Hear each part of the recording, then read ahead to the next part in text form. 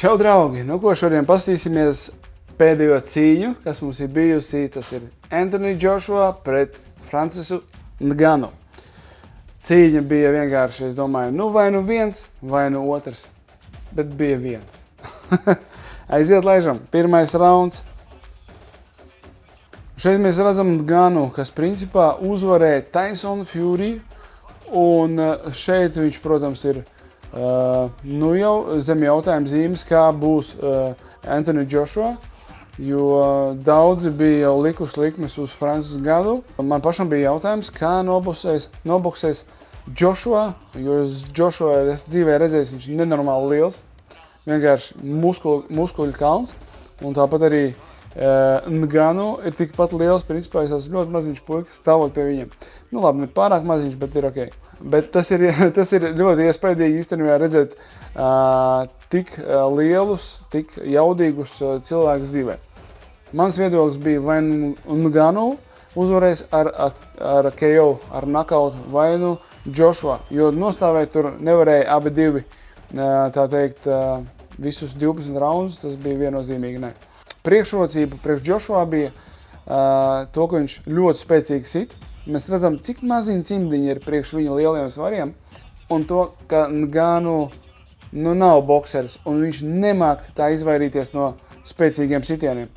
Furys, tā teikt, sita atslābināti uz punktiem, mēģināja apspēlēt, uz ko, tā teikt, Nganu vispār nepavilkās, bet šeit mēs redzam jau pirmais sitiens korpusā ir nenormāli spēcīgs no Joshua puses ar visu korpusu, ieskrienoties, jā, viņš uzreiz rāda, kurš ir ringā galvenais.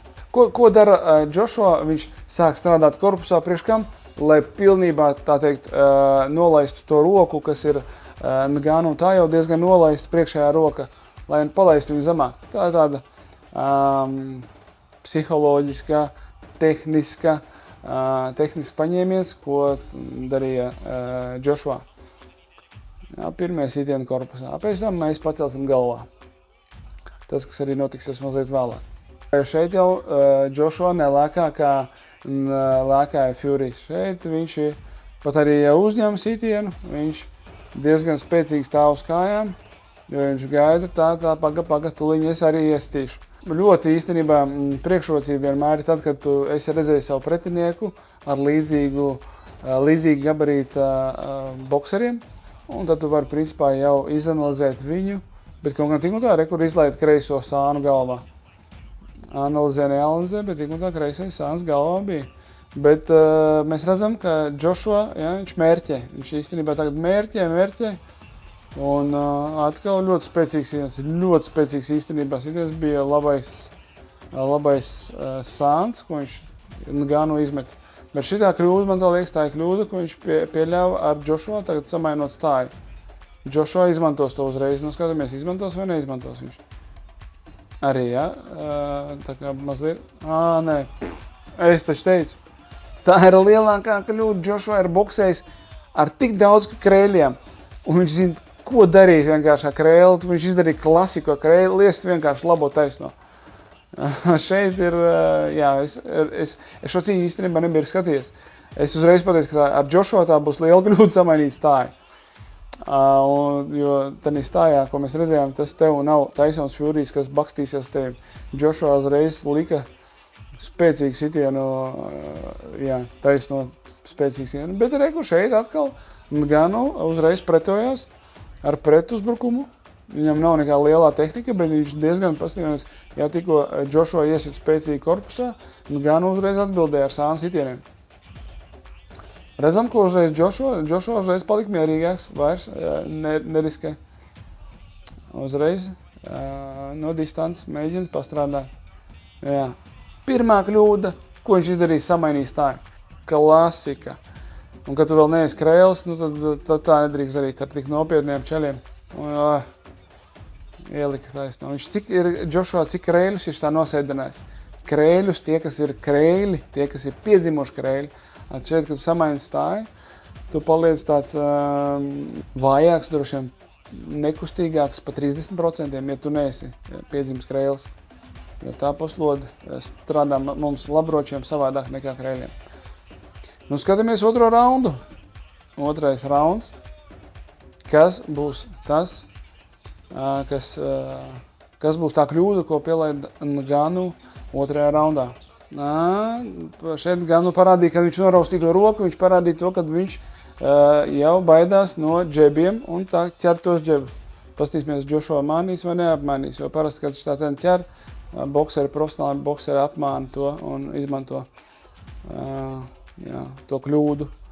Redzam, ķer visu laiku ar labo roku, viņš mēģina to džebu noķert.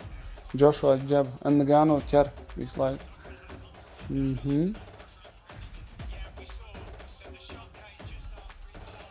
Ko viņš izdarīja, klasiku izdarīja, Ngannou sita, viņš noliecās un labo pārrokai. Kādreiz man arī tas bija tāds viens no mīļākajiem sitieniem.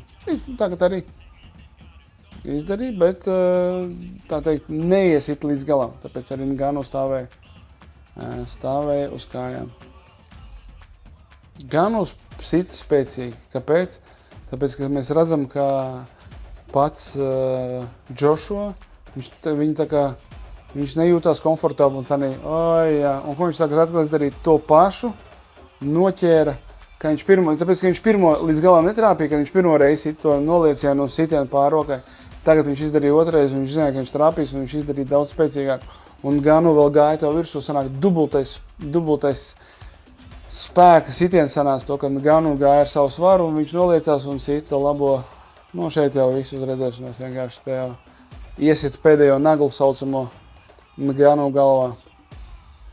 Joshua redzēja Ngannou kā boksē, viņš redzēja viņa kļūdas, uz ko viņš arī strādāja, un, protams, Joshua sit daudz spēcīgāk nekā Fury's, jo viņš taisa akcentētu spēcīgus sitienus, Fury's taisa tādus vieglos, brīvos, mēģina, kaut kur viņš, protams, uzsprāgst, kaut kur viņš mēģina uzsist tiket, bet, protams, kāda ir fiziskā sagatavotība, kāda ir Anthony Joshua un kāda ir Furyam, mēs redzam pēc ķermeņa uzbūves. Tad Usykam, principā, vajadzētu ar vienu kreiso uzvarēt Tyson Fury. Un jā, mēs redzam, ko viņš izdarīja. Līdz pat alkonim iesit. Dobiši tā galva viegāja līdz pat alkonim. Tik dziļs, spēcīgs sitiens, protams. Bet tik un tā, jā, mēs redzam, kad, es nezinu, no tāda spēcīga sitiena, principā, galva varētu arī salauzt. Jo bija nenormāli. Teiksim, no tādiem, principā, spēcīgiem sitieniem, ir pilnīgi auts. Bet, šeit viņš vēl piecēlās un pēc tam, protams, bija rezultāts zināms. Šeit, vienkārši, pa tiem aparātiem, cik tev spēcīgs sitiens, kā, tā teikt, nebaidoties, vienkārši pienākot un iešķeļot no visa spēka. Tagad paldies jums par skatīšanos, cerams, ka jums patikās, mans koments, mans redzējums, panalizēsim manu nākošo cīņu ar Opetaju, kura bija un kura būs. Paldies, uz drīz tikšanos!